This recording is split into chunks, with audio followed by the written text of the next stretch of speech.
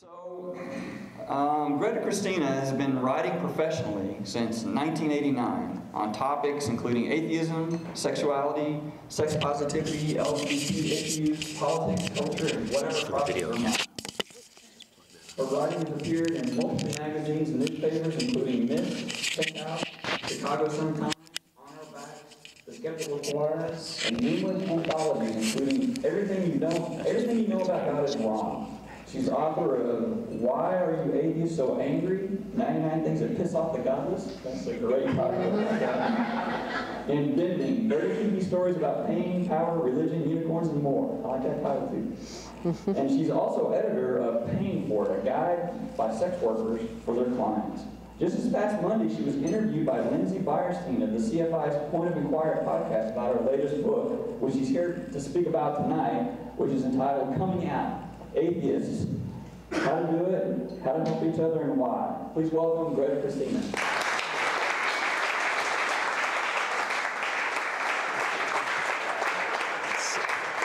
Thank you. All right.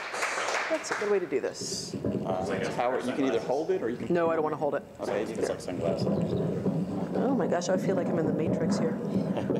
Oh, it feels so high tech. Hi, thank you so much. Thanks for that wonderful introduction. And thank you all so much for coming out today. This seems like it's a really amazing community you have here. It's amazing that you have all these people coming out on a Wednesday, random Wednesday night. So thank you so much for having me. So my name is Greta Christina. I'm a writer, I'm a blogger, public speaker, and I am author of this new book, Coming Out Atheist, How to Do It, How to Help Each Other, and Why. And the main reason I wrote this book was there just really seemed to be a crying need for it. You know, there's other things that I've written that I wrote because I wanted to write them and they were fun to write. And this book was fun to write and it was interesting to write. But this book I largely wrote just because there just seemed to be a demand for it. I've been involved in organized atheism since 2005, and people have been talking about how important coming out is to atheists. We've been talking about how it makes our own lives better, it's how we make lives better for other atheists, it's how we change people's minds about us, it's how we're gonna create communities. It's really hard to form a community if you're afraid to be out of the closet. And it's how we're gonna forge ourselves into a political force and a voting bloc. And I've been right alongside there saying, yes, coming out is so important. So there's a guidebook, right? There's like information on how to do this. We're not just saying, let's do this, this is so important, and there was no guidebook, and there was no guidebook, and there was no guidebook. And so I finally decided, fuck it, I'm gonna write it. The book is divided into 3 sections. It's called Coming Out Atheist, How to Do It, How to Help Each Other, and Why. And that's how it's broken down. And there's a section on why coming out is even important. And I'm going to start with that. I'm going to read you a little bit, like excerpts and such from each of the sections. So I'm going to start with one of the chapters from Why Coming Out is Important. And it is the chapter titled Making Your Own Life Better. So this is the crux of it. Coming out atheist will very likely make your life better. And this is by far the most important reason to come out. There's no point in coming out solely as a noble sacrifice. You know, it's great to want to be a role model for other atheists, but you're going to be a lousy role model if coming out makes you miserable. You have to do this for you. You have to do your own cost-benefit analysis and weigh the pluses and minuses yourself. Fortunately, there are a lot of pluses. For most atheists, coming out improved their lives, even if, sorry, I'm going to drop things here, so I'm going to move this. Is it okay if I move this stuff? Yeah, I'll move it. It's kind of in my way here. For most atheists, coming out improved their lives, even if they alienated friends and family in doing so. In all the coming out stories that I've read and heard, and I read over 400 coming out stories, coming out atheist stories in researching this book, and in all the coming out stories that I've read and heard, this is a consistent pattern, the conclusion that the stories overwhelmingly point to. And this conclusion is backed up with good sociological research, although the research is very limited in scope and more needs to be done. Now, there's often an initial period of trauma, just as there often is when people become atheists in the first place. But once that's passed, most atheists are happier after they've come out. Even if their worst fears are realized, even if they do lose people they love, even if they are alienated from their community and have to find a new one, For the most part, they're still happier. I have read and heard literally hundreds of coming out atheist stories, and almost none of them ended with, "This was a bad idea and I wish I hadn't done it." Some people regret the particular way that they came out, and if they had it to do over again, they might do it differently. But almost nobody says they wouldn't do it at all. And in fact, in all of the coming out stories that I read for this book, literally one person said that they regretted having done it. Her name is Snowball, by the way, and if you want to read her story, it's in the chapter on coming out to family in the book. So why would this be? I mean, given the discrimination and bigotry that many atheists face, given the myths and misinformation and flat-out lies that people spread about us, given how divisive religious differences often are, why would this be? For starters, living in the closet can be really hard. Having to keep silent about things that are important to you, worrying about what could happen if people found out, keeping track of who knows what about you and worrying about how people might hurt you if they happen to tell, covering your tracks when you go on the internet and worrying what might happen if you slip up, constantly measuring your words even in atheist spaces to make sure nobody could trace your words back to you, feeling like you're being dishonest with the people you care about most. That's a really hard way to live. Being out of the closet, on the other hand, well, I'm not going to say that it's easy. Very little in life is easy. But when you're out of the closet, you can relax.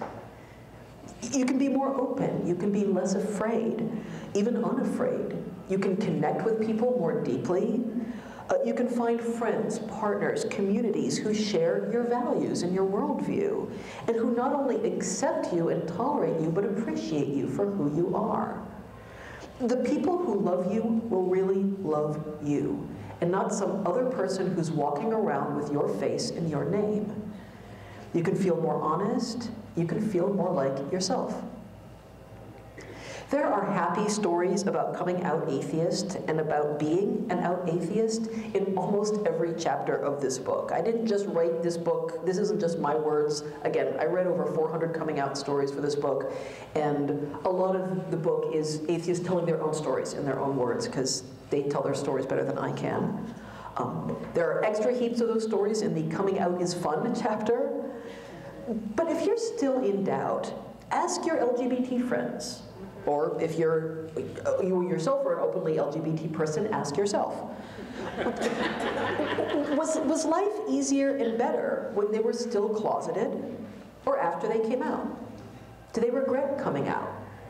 Even if it caused a family fight, even in a homophobic society that treats them as second class, are they happier now that they're out of the closet? There are lots of other reasons to come out. Noble reasons, moral reasons, political reasons. But ultimately, you need to do this for yourself. So there's other chapters in the why to come out. There's a discussion of how coming out helps other atheists, how it makes the world better in general. But I'm going to move on from that, and I want to move into the how-to section, because that really is the meat of the book. And it's again, I wrote this guide. This is a guidebook, and that's the intention. And the book is divided into a lot of different chapters because different atheists have different experiences in coming out. There's a chapter on coming out to family, coming out to friends, coming out in the workplace, coming out if you're a student, if you're a parent, if you're in a conservative community, a progressive community, if you're in the military. There's a chapter on coming out if you're in a theocracy, a very, very short chapter. But it's there. And the reason is that coming out is really different for different people. There's not like one right way to do it. But there are a few basics that seem to apply. There's a few basic guidelines that seem to apply to most people who are coming out. So there is a chapter on the basics, and I'm going to read you just a few excerpts from that chapter because it's too long to really get into all of it today. So now that you have come out to this talk about how to come out as an atheist, you've invested a certain amount of time, you bought your dinner at the Hofbrau, I have a confession to make. I can't tell you how to come out as an atheist. I know, this whole thing was a total scam. But seriously, I can't tell you how to come out as an atheist in a way that will make it happen perfectly every single time for everybody. No matter what I tell you, you could still have bad conversations, angry and hurt family members, hostile communities, lost jobs, and more. Coming out atheist can be hard. It isn't always, but it can be. And there's nothing I can say that's going to change that. Sorry. And coming out atheist is different for everyone. What's worked for me may not work for you. What failed for me might turn out great for you. And that's one of the reasons the book is structured the way it is, with chapters for parents and for students and so on. And even though the collective wisdom of hundreds of atheists is gathered here, it's not going to speak to every aspect of your experience. So I'm just about never going to tell you, here is the right way to come out. There is no right way to come out. Instead, I'm going to be saying, here are some right ways to come out. Here are some situations that could arise, some questions you might not have thought about. Here are some mistakes that other people made. Here are some things other people think they did right. Throughout this book, I say things like, you could do X, or you could do Y. Decide that for yourself, based on your personality and your situation. And that's very deliberate. I'm not trying to give people specific directions. I'm trying to give a map of the territory, so that you can have some preparation and information that'll help you decide how to proceed. But there are a few guidelines that seem to apply to most people who are coming out atheist. I can't guarantee you that they're going to make your coming out go perfectly, but these guidelines do seem to help the process go smoother for most people with better relationships in the long run. And so that's what I'm going to be talking about here. These are 18 basic principles for coming out as an atheist, and some of them I'm going to read a bit of, and some of them I'm just going to touch on because we have limited time. Number one, coming out is different for everyone. I know, I said that already, right? It's really, really important, so I'm going to say it again. And why that matters is, if you have a friend who's telling you how they come out, their coming out story, and you say, God, that wouldn't work for me at all, listen to those instincts. Trust your instincts. What works for other people is not necessarily going to work for you. Number two, coming out is a spectrum and a process. And we tend to think of coming out as this either-or thing, like it's a door that's either open or shut, but it's not. It's not a single step that we take once and are done with. It is an ongoing process. It's a series of decisions that we make every day. Every time you come out to a different person, it's a different coming out moment. And plus, with some people, you may have to come out more than once if they didn't believe you the first time around or didn't accept it. And even after you've come out to all the central people in your life, coming out, even after you're sort of more or less out, you think of yourself as a basically out atheist, coming out is still an ongoing series of choices that you make every day. Do you chat about your atheism at the basketball game and then don't worry about whether the people sitting behind you can hear you? Do you wear an atheist t-shirt to the airport? Do you cross "In God We Trust" off the money? And if you, no, right? Yeah, and if you do you do it right there in front of the store clerk, or do you wait till you get home? When somebody asks you, what church do you belong to? Do you say something vague like, oh, I haven't decided, or something a little more specific like, oh, I'm not religious? Or do you just bluntly say, I don't go to church, I'm an atheist? So being an out atheist, it's not an either-or thing, it's a continuum, and we all get to make our own decisions about where to be on that continuum. I mean, for instance, I'm about as out an atheist as you can get. I have a blog with my name on it at the top that says Atheism. And yet, I don't always tell strangers at the airport that I'm an atheist. I mean, I don't always want to have that conversation for 5 hours on the airplane. And I'm not going to beat myself up for that.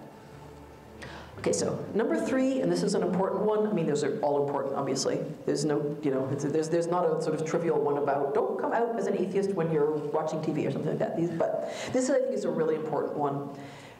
Give the people you're coming out to some credit. When I first started researching this book, I expected to read story after story of shattered families, ruptured marriages, broken friendships, ruined careers. And I did read some of those stories, too many of them. I mean, any is too many. Anti-atheist bigotry, it's a real thing, and it can screw up lives. But here's the thing that really surprised me when I was researching this book. Those stories were the exception. They were not the rule. Most coming out atheist stories that I've read and heard have turned out okay. You know, the atheists who have come out are mostly on good terms with their families. They mostly get along with their coworkers. You know, they've mostly kept most of their friendships. You know, it often took time, and they sometimes went through fights and tears and long, difficult conversations, but as a rule, it eventually turned out okay. You know, sometimes it worked out totally awesome. They're closer to the people they came out to than ever. Sometimes it's worked out, you know, less great, it's fine, but it's kind of awkward. There's subjects we stay away from. But even intensely religious people or people in very conservative religions, they've generally wound up eventually being okay with it. And a lot of the time, the process didn't involve any fights or tears and didn't take that much time. So give the people who care about you some credit. Don't assume that their relationship with God is going to trump their relationship with you. Sometimes it will, and you should be prepared for that, but most of the time it won't. Number 4, in general, sooner is better. If it is at all possible, it is generally better to come out sooner rather than later, and there's a very practical reason for this, which is that the sooner you come out, the less likely it is that you will be outed. The sooner you come out, the more likely it is that you can pick the time and place. The less likely it is that somebody else will out you, either accidentally because they hit the wrong button, or on Facebook, or they didn't know that you weren't out, or intentionally out of some, you know, misguided concern for your non-existent soul. The less likely it is that you will accidentally out yourself. The number of stories I read in this book of people who accidentally outed themselves because they just hit reply all on their email instead of reply. Or they said something about it on Facebook and they didn't realize that their grandmother was on Facebook. It's also, the sooner you come out, the less likely it is that somebody else will force the issue. And this happens more often than you think, where, you know, the religious people in your life, they press the issue, they nudge you at it, and they don't take, I don't want to talk about it, for an answer. And the less likely it is that a crisis will make it necessary for you to come out right away, even though the timing is lousy. I mean, there's some like personal crises like a death in the family or a health crisis where religion and the lack of it is important. It's an important issue, and that's the worst possible time to come out. It's better to have already come out when that crisis happens. Now, there's obvious exceptions. If you're in a situation where coming out atheist would seriously screw up your life, like if you're a student, you're dependent on your parents for tuition and they might cut it off if they find out you're an atheist, then obviously hold off for now, and I can get into that a little bit more later. But if you can, in general, sooner is better. It gives you more control and it gives you more time. Number 5, have patience.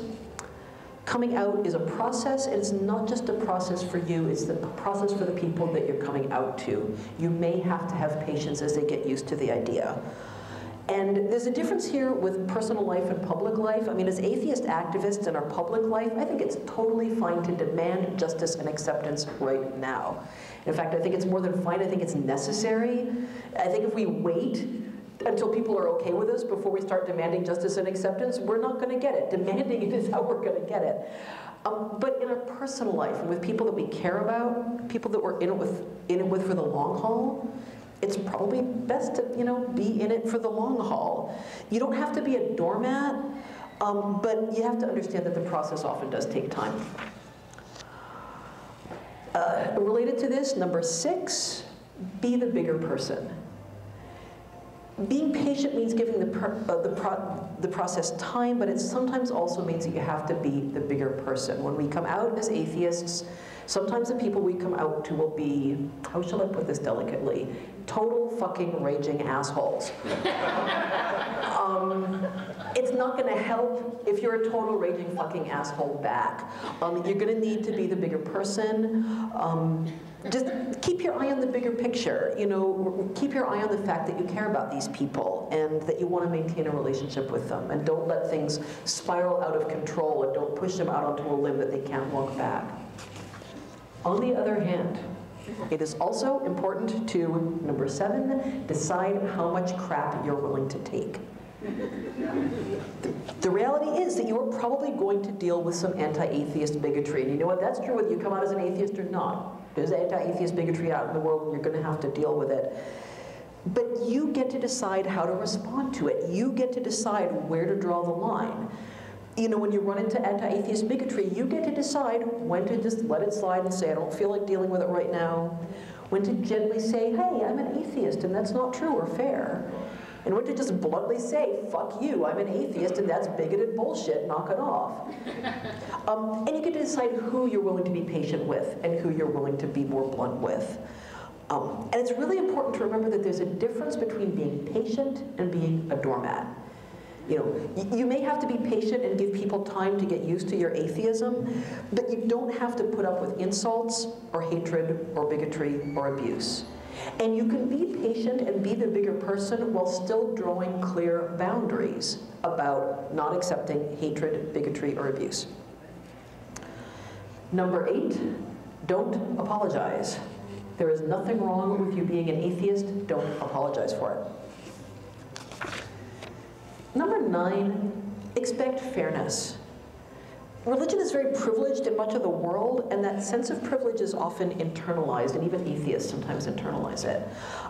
In relationships between believers and atheists, it's very easy to fall into a pattern where you're making all the concessions to their religion, and they're not making any concessions to your atheism.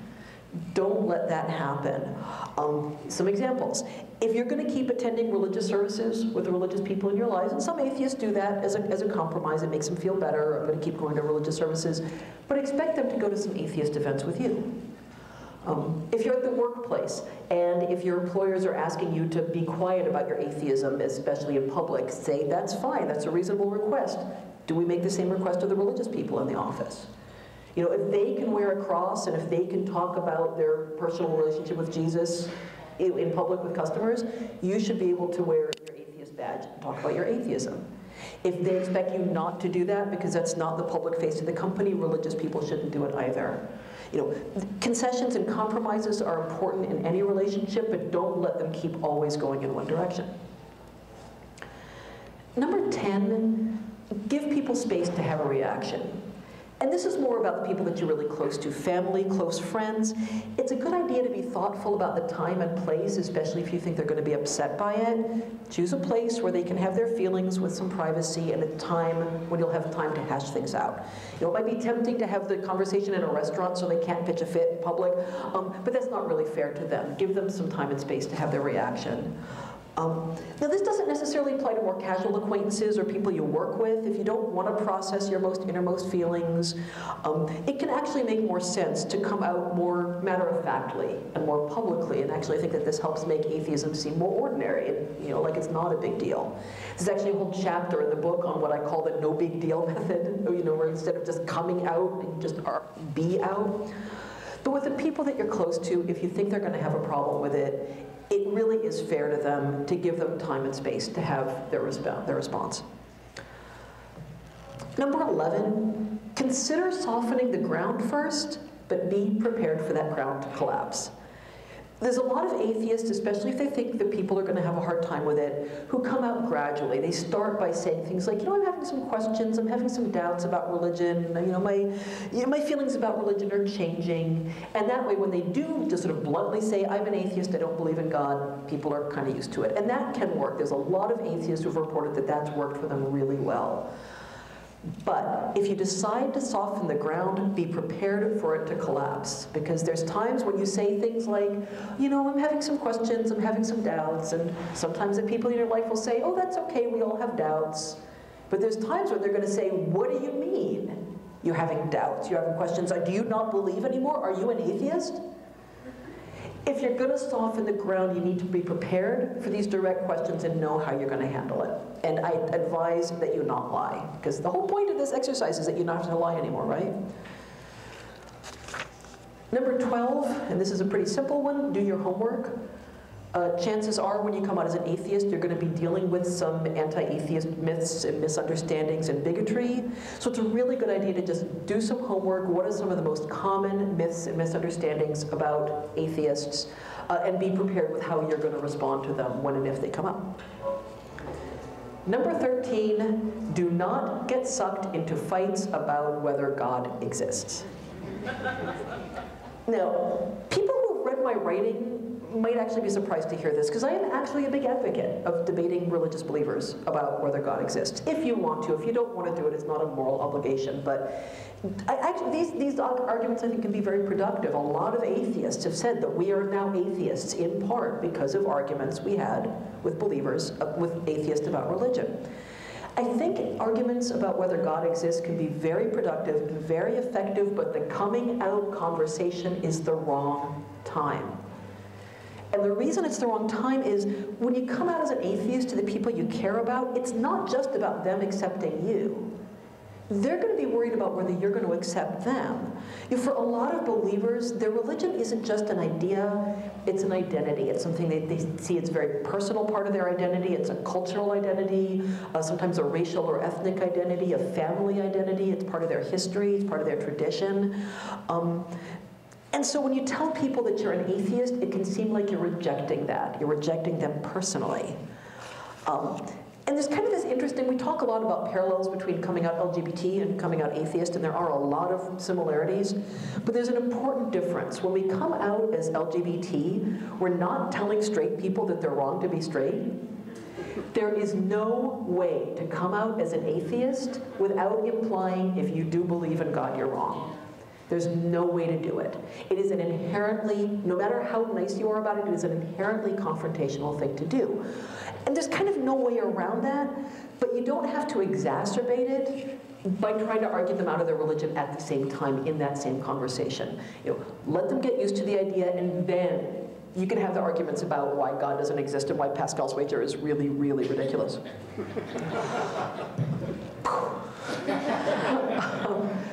Number 14, have your practical and financial ducks in a row, within reason.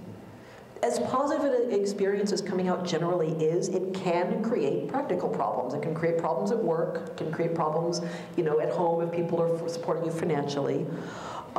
So have your ducks in a row first as much as you can. If you're coming out atheist at work and you think it might be a problem at your work, it might get you fired or not get promoted, be prepared for that. Have your resume in order. Have a couple months' salary stored up in savings if you can. If you're a student and you think that coming out atheist might alienate your parents who are supporting you, hold off. Consider holding off on coming out until after you're out of school. Now, there's some important limits to this advice. The reality is that coming out means accepting some risk. There's no way around that. If you wait till the perfect, safe time to come out as an atheist where nothing bad will happen, you're going to wait a really long time. But the thing that's important to remember is that staying in the closet also has risks. Like we talked about before, the longer you wait to come out, the greater your chances of being outed by somebody else. And just being in the closet, it's hard. It takes an emotional toll. It takes a psychological toll. That has its risks as well. So when you're doing your cost-benefit analysis about coming out versus staying in, remember that neither choice is risk-free. Number 15, be strategic about who you come out to first.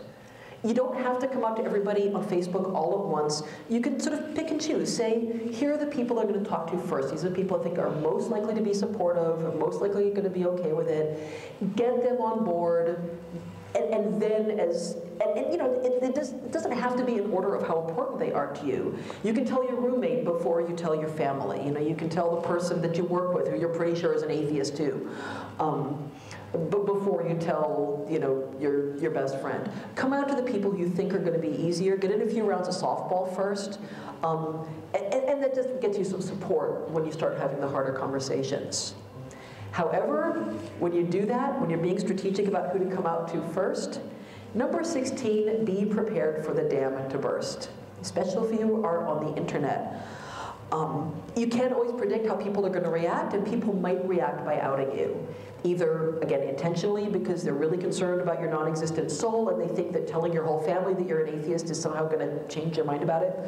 Or just accidentally, they hit the wrong button on Facebook. They hit reply all. They didn't know that you hadn't told your grandmother and they just blurted it out at dinner.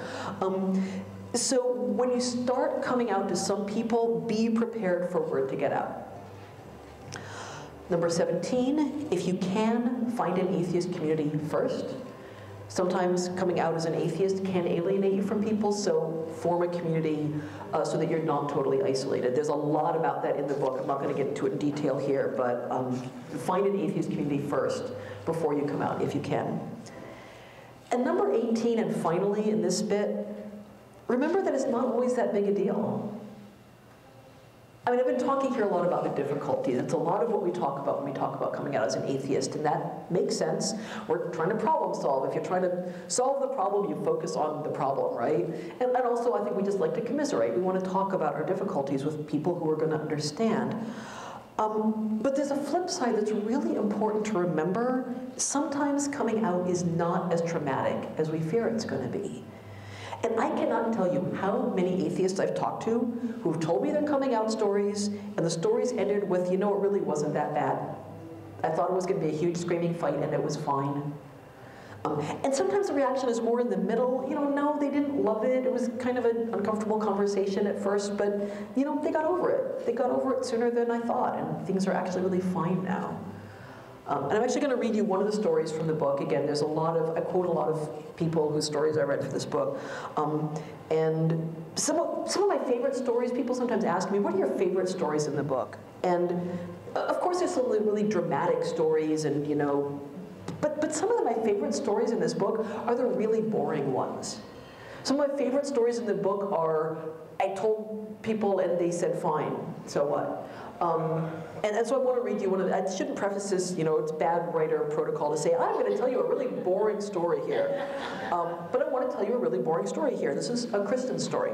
My brother died some years ago in his mid-20s, and his death was a very hard blow for our family. One of the difficulties considering his funeral was that we simply didn't know what he would have wanted. So it was a few weeks after the funeral. I was driving with my mother, and as we passed the cemetery, I told her I would prefer a humanist funeral and cremation in case I died. She shrugged and said, okay. It was all very dramatic. And sometimes when atheists come out, the reaction is me too. You know, this happens so many times. I have heard this story over and over and over again from atheists. We tell the people that in our lives that we're atheists, and the response is ecstatic relief. They don't believe in God either. They've been scared to tell us. You know, it's like the story of the pale green pants with nobody inside them. You know, they're more scared of us than we are of them. So don't go into the conversation with a giant black thundercloud over your head, assuming that it's going to be dire with tears and recriminations and years of tension. It might play out that way, but it may not. And going into the conversation with these dire expectations might make things worse. It may kind of set this grim tone that doesn't have to be there. I mean, you know the people you're coming out to better than I do. You know better than I do how they're going to react. But I'm just saying, give the people who care about you some credit. You know, they may react better than you think. They may not react badly at all, or they might react badly at first and then get over it quicker than you think. Okay, so I want to take a quick look at how we are for time. All right, 8:15. All right, I'm going to read just a little bit. We're running a little low on time, and I do want to take questions, but I want to read just a little bit from the section on how to help each other come out, because I think that's really important. You know, for those of us who are more out, I want to talk a little bit about how we can help each other. And so this is chapter 25, Visibility and Role Models, or step 1, to come out your own damn self. Do you want to help other atheists come out? The #1 most powerful thing you can do is to come out yourself. And this theme comes up again and again in the book. Having open atheists in our lives makes it easier for us to come out. When we see that other atheists exist, it makes us feel less alone and lets us know that we'll have support if we have a hard time. When we see that other atheists not only exist, but are happy and good with joy and meaning in their lives, it helps us get over whatever messed up myths we might have learned about atheism. And when we see that other atheists not only exist and are not only happy and good, but are open about it, when we see that that hasn't messed up their lives, that in fact their lives are generally better now that they're more out, it gives us courage to come out ourselves. I'm going to read a story here from Brian's a Wild Downer. I love quoting people from the internet because you always get to quote online handles. Brian's a Wild Downer grew up near Houston, Texas. Hardly the most friendly part of the country for non-believers, he says. When he told his mother that he was an atheist, she started telling her siblings and parents about it. You remember how he said when he tell people they might out you? With surprising results. For quite a few of them, he says, their response was, "So are we." Everyone had just been too afraid to talk about it, so it was something no one really knew about each other. My grandmother even talked to me and told me that she'd been having a lot of doubts about it as well. And being an out atheist doesn't just help other atheists to come out, it helps other atheists to be more out. Again, being an out atheist isn't an either-or thing, it's a spectrum. And if we're more open and visible to more people, other atheists will often move closer to the out end of the spectrum. And yeah, I'm going to skip, there's a bunch here, but I do want to get to questions. So I actually want to read one of my favorite stories. And this is not a boring story, this is a really good story.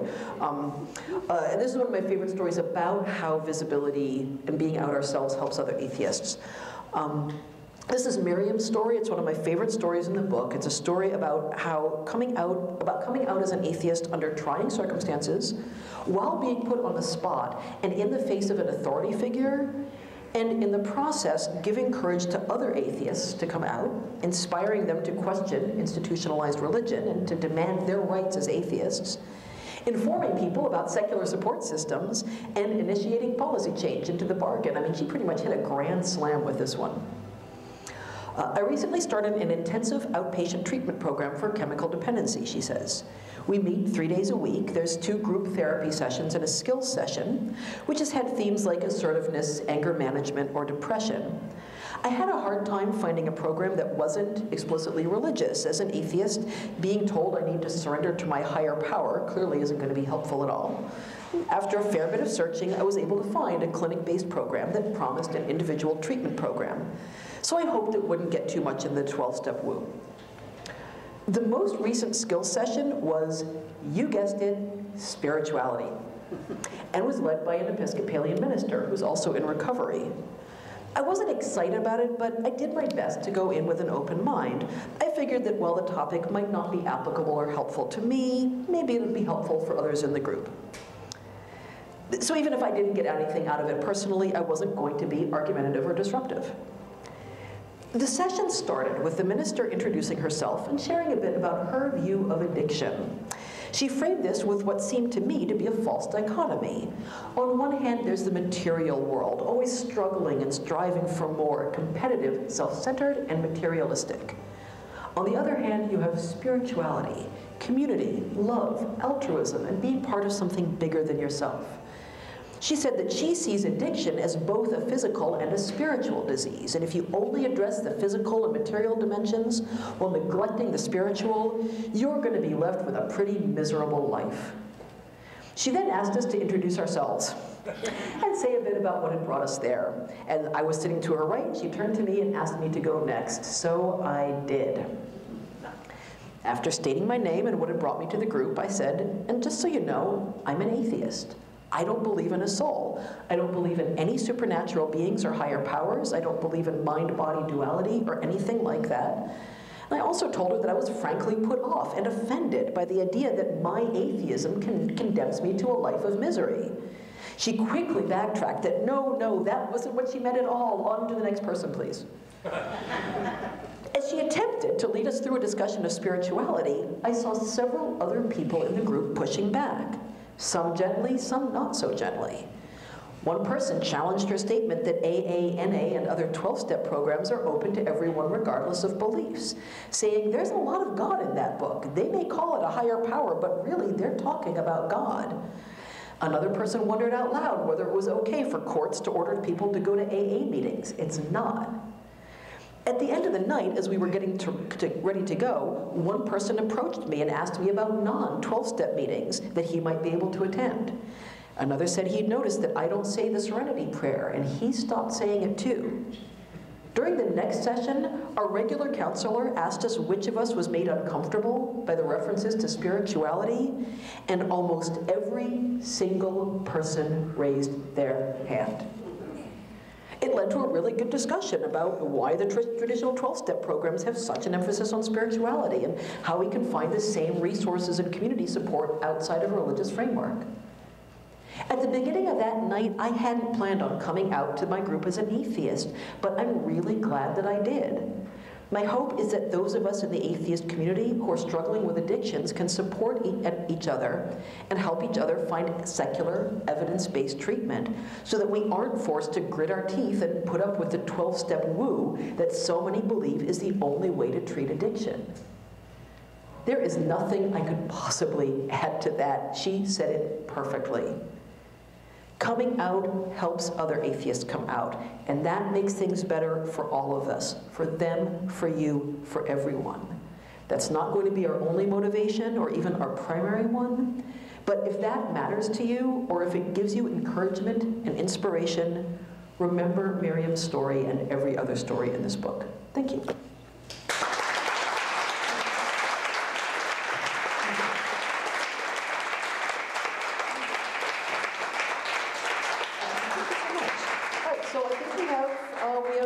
Time for a few questions, and then I can sell books. Questions?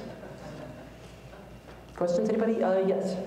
When my wife died several years ago, she was an atheist and had to move into AA as a recommendation for part of her decline and her treatment and so on. She didn't want to do it and eventually did not do it. But I went to kind of work on myself rather than work on her. So do you see any way that the 12 steps could be edited or diluted or changed so that the good parts wouldn't necessarily be thrown out with the objectionable parts? So the question, I'm going to repeat the question to make sure I understand it and also so the rest of you can hear it. So the question is about 12-step programs and can they be edited or altered to make them atheist-friendly? And there certainly are 12-step groups that are explicitly atheist, explicitly, don't talk about the higher power as being God. Like that one was. Right, I know, right? But there are some that are very explicitly. They're not just kind of pretending. There are some that are very explicitly, this is a group for atheists and agnostics. We don't talk about the higher powers being spiritual. There are also alternatives to 12-step. There's an organization called Secular Organizations for Sobriety. There's another one whose name I'm blanking on, but if you Google or ask around, I think you can probably find it. LifeRing. LifeRing, thank you, that's what it's called. So look up Secular Organizations for Sobriety, look up LifeRing. There are secular, evidence-based, because that's a lot of the objection that many people have to AA. It's not just the higher power thing, it's that AA is not evidence-based. AA specifically declines and resists being tested to see whether it works. And there's a lot of evidence suggesting that it doesn't actually, that it works for some people, but that on average it doesn't actually work better than any other method of recovery. And so there's other sobriety organizations that are more evidence-based. So, I mean, addiction is a tough nut, and there's a lot of things. It's really, really hard to deal with. But yeah, there are AA groups. If you think 12-step is useful, there are 12-step groups that are explicitly atheist, and there are also secular alternatives. So I found one that said that the higher power were the people in the room. Period. Yep. That's sometimes people talk about the higher powers being the people in the room. Sometimes people talk about higher powers just being the universe or humanity or your own better nature. There's a lot of people who resist 12-step because they don't like the idea that, I can't do this, and they actually prefer the idea that I'm strong enough to do this. But there are secular alternatives. Rational recovery, 12-step type? Yeah, it's a secular organization for sobriety. I'm sorry, what's it called? Rational Recovery is a secular organization. They do not have face-to-face support available in this one. They self-focus in CDs. Okay. Other questions? Yes. Were you raised in a religion? I was not. I was actually raised by my parents were agnostics. Most of my family were agnostics. And I was raised as a non-believer, but I picked up religion when I was in college because my parents sort of did that thing of, we're going to let her make up her own mind, which I think is a smart thing to do, but they didn't inoculate me. They didn't really talk about why they left religion. We didn't talk a lot about like critical thinking skills and evidence-based thinking and so on. So I went to college and started taking too many drugs. I picked up all this New Age crap, and so I had to go through a process of letting go of that. But that's actually one of the reasons why I relied so much on other people's coming out stories, because mine was not as difficult as many people's. And it's one of the reasons I did so much research for the book. Yes, you had a question? Oh, I just, they say you could say that higher power. could be whatever you feel right about. So I said, okay, I think I'll pick a teacup. Yeah. Yeah, well, that's the thing about the 12-step programs is sometimes they will say, they'll sort of give this lip service to, oh, the higher power can be anything you want it to be. You know, but then if you say, oh, it's a teacup or it's a tree or whatever, I mean, I don't know how helpful that, you know, and that might be helpful to somebody to think of the tree as a higher power, but, you know, I know that I wouldn't find that very useful. Yeah, but yes. There's a Penn and Teller bullshit episode about AA where they explain why the whole theology of the 12-step is wrong because you're just not taking responsibility for anything. It's like, it's not my fault, it's a disease. I've seen that episode and I actually have take issues with it. Because they do talk about problems with AA, and I think that a lot of their criticism of AA is very valid, especially about it being evidence-based. They don't seem to acknowledge the degree to which mental illness really is an illness. You know, and that blaming people or saying you just have to take responsibility for mental illness is like saying you have to take responsibility for the fact that you have cancer or diabetes. You know, I'm somebody who has mental illness myself. I suffer from depression, and you know, I can tell you it's an illness, and it's complicated. The whole question of responsibility and mental illness is really complicated because it's kind of an illness of the. It's an illness of the self. It's an illness of the will. It's an illness of the ability to make decisions. But I actually think that they were kind of glib about it. They were very dismissive of the idea that it's an illness when there's a pretty solid body of medical evidence suggesting that it is. That they were sort of saying, oh, it's not a mental illness because it's not like diabetes or cancer. It's like, no, it's not like diabetes or cancer. It's like depression or schizophrenia. It's a mental illness. Yes, you had a question in the back? What's the percentage of atheists that are in the closet? What is the percentage of people that are still waiting to be out? That's a very good question, and I don't know the answer. So the question is, what percentage of non-believers are out about it? That's a really good question. I don't know. I don't know if research has even been done about that. I mean, it's a little bit hard to answer because, again, being out it's a continuum. So you'd have to, if you're going to do that study, and I would love to see a study done on that, you have to say, how out are you? You know, it's like, are you out to family and friends? Are you out to most people? Are you out to everybody? Is it on your Facebook page and so on? But I don't know the answer to that question. It's a good question. I know there's a lot of people who are closeted at least to some degree. I mean, there's people who come to atheist conferences and who are closeted. It's like the atheist conferences, that's their one place where they can be out. There's a lot of atheists who are closeted to at least some degree, but I don't really know what the percentages are. So you did a lot of, you heard a lot of stories from people that gave you their coming out stories. Was there anyone in particular that sort of broke your heart that was just terrible? Not to scare everybody, but just right, like, sure. oh wow, that was awful. So the question was, are there stories that really broke my heart? The ones that really broke my heart were the Jehovah's Witnesses. Jehovah's Witnesses, I don't know if you're aware of this, but Jehovah's Witnesses, it's part of their religion that if you leave the religion, you get completely cut off. You are required as a Jehovah's Witness that if a friend or a member of your family leaves the religion, or even doesn't leave the religion, but just does something that the church elders consider to be disobedient, and that you are required to cut them completely out of your life. Basically, if you come out as a non-believer, as a Jehovah's Witness, you have lost everything. And it's a very culty, I mean, it essentially is a cult. Jehovah's Witnesses, I'm going to put it out there, Jehovah's Witnesses are a cult. It's a big cult, but it's a cult. And it's very insular, so pretty much the only community you have is other Jehovah's Witnesses. And when you leave, you've lost everything. And the Jehovah's Witnesses that are in the book, you know, again, they say that they're glad they left because it was killing them. You know, being in a cult is not an easy way to live. But they basically had to really prepare. There's like one story of somebody who before he started telling people, he rented an apartment. You know, he made sure that, he made sure he had a secular job lined up. You know, basically he knew that the minute he told anybody that he was going to be completely alone in the world. And those were the stories that were really heartbreaking. I think we have time for one more question, and then we'll wind up. Yes, in the back. Agnostics. Some of them, it seems like, are atheists who are too cowardly to say so, and some of them don't know what they think, and some of them are just kind of